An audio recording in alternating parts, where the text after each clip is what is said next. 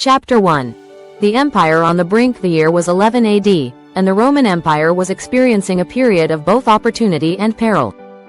While Augustus had successfully established a new order following the chaos of the civil wars, the eastern provinces remained a complex tapestry of diverse cultures, political allegiances, and unrest.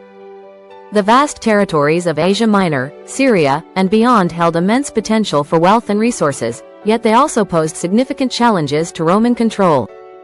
As Augustus surveyed his empire from the heart of Rome, he recognized that the eastern provinces were crucial for maintaining stability and securing Rome's borders.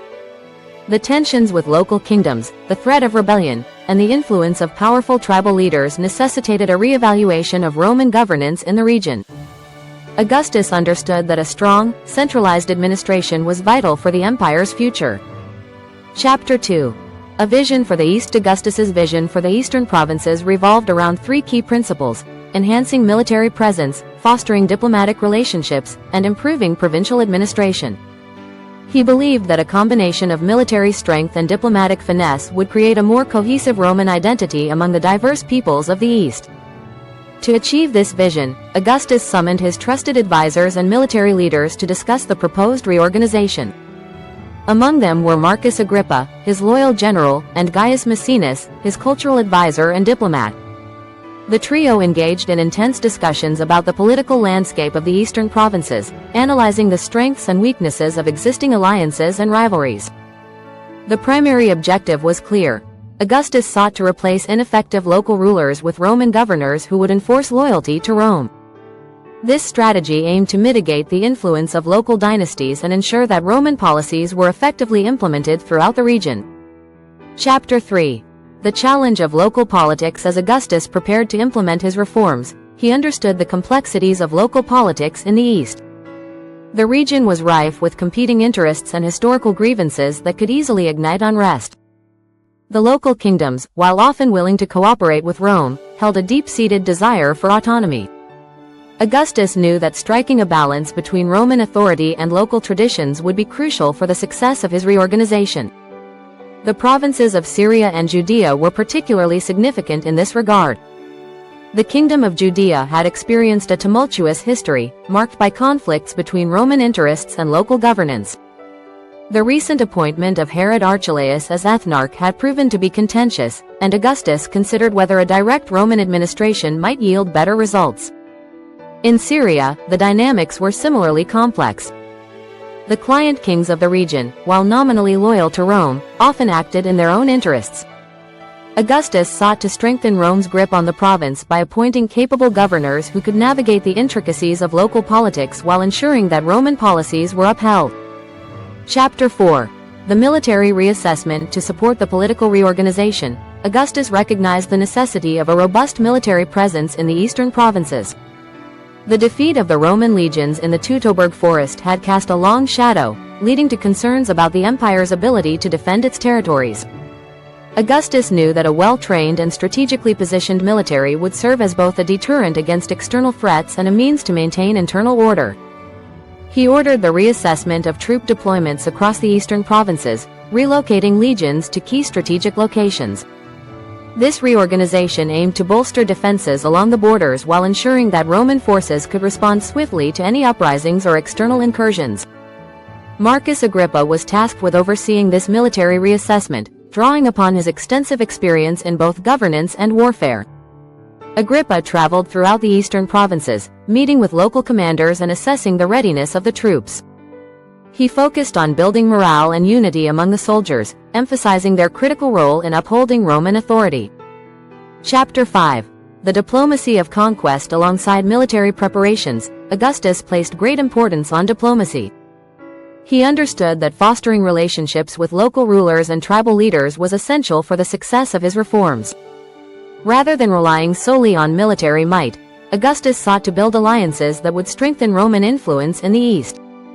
To achieve this, he dispatched envoys to key local leaders, emphasizing the benefits of cooperation with Rome.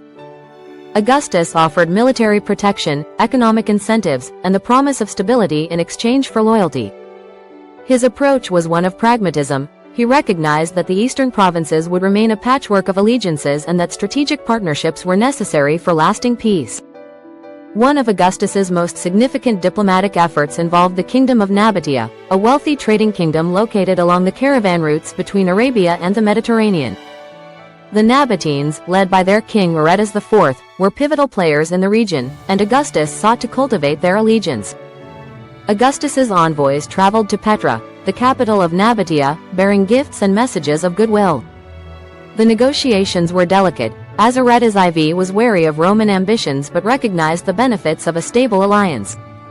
After weeks of discussions, a pact was forged, solidifying Nabatea's position as a Roman ally and ensuring control over vital trade routes. Chapter 6.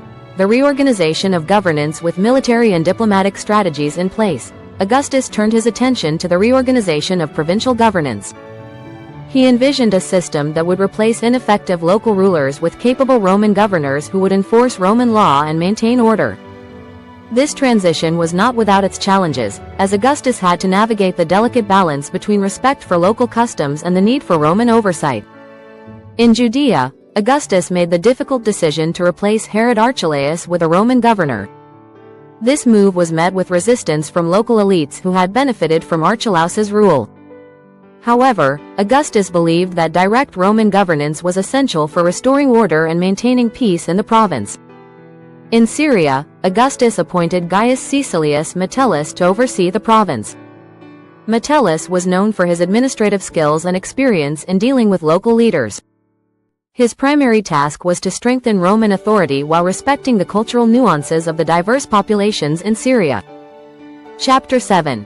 The challenges of implementation. As the reorganization unfolded, Augustus faced numerous challenges in implementing his vision.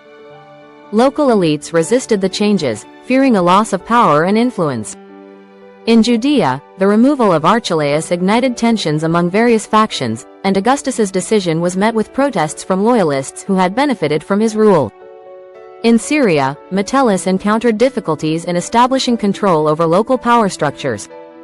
The competing interests of different tribes and city-states complicated efforts to assert Roman authority. Metellus worked tirelessly to build relationships with local leaders, seeking to ease tensions and foster cooperation. Despite the obstacles, Augustus remained resolute. He understood that change often faced resistance, and he was committed to the long-term success of his reforms. He relied on reports from his governors, seeking to gauge the effectiveness of the reorganization and make adjustments as necessary. Chapter 8. The response from the provinces. As news of Augustus's reorganization spread throughout the eastern provinces, reactions varied. In some areas, local leaders embraced the changes, recognizing the benefits of Roman governance. In others, however, resentment brewed as traditional power structures were disrupted. In Judea, tensions escalated as different factions vied for influence in the absence of Archelaus. Some groups sought to exploit the power vacuum, leading to clashes between competing interests. Augustus's representatives worked diligently to mediate conflicts and restore order, but the volatility of the situation presented significant challenges. In Syria, Metellus's efforts to build alliances paid off as local leaders began to recognize the advantages of cooperation with Rome. By fostering trade agreements and promising protection from rival factions, Metellus gradually strengthened Roman influence in the province. Chapter 9. The growing threat of resistance. As Augustus's reforms took root, the empire faced a new challenge: the growing threat of resistance from local tribes. The delicate balance of power in the eastern provinces was fragile, and any misstep could lead to unrest. Augustus understood that he had to remain vigilant in monitoring the situation. In the region surrounding Judea, the emergence of radical groups began to threaten stability. These factions, disillusioned by Roman rule, sought to rally support against what they perceived as foreign oppression. The tensions culminated in acts of violence against Roman officials and their allies, prompting Augustus to reassess his approach. In response to the rising dissent, Augustus authorized the deployment of additional military forces to the eastern provinces. He recognized that the successful implementation of his reforms depended on a secure environment, free from the specter of rebellion. Chapter 10. The impact of the reorganization. Despite the challenges and resistance, Augustus's reorganization of the eastern provinces began to yield positive results. As military and diplomatic efforts strengthened Roman influence, a sense of stability gradually emerged. The restructured governance systems allowed for more efficient administration, improving tax collection and local governance. Trade routes flourished under Roman protection, bolstering economic ties between the provinces and the heart of the empire. Augustus's emphasis on infrastructure improvements, such as roads and communication systems, facilitated commerce and connectivity throughout the eastern territories. While resistance persisted, the foundation for a more cohesive Roman presence in the east was established. Local leaders began to recognize the advantages of aligning with Rome, leading to a gradual shift in attitudes toward Roman rule.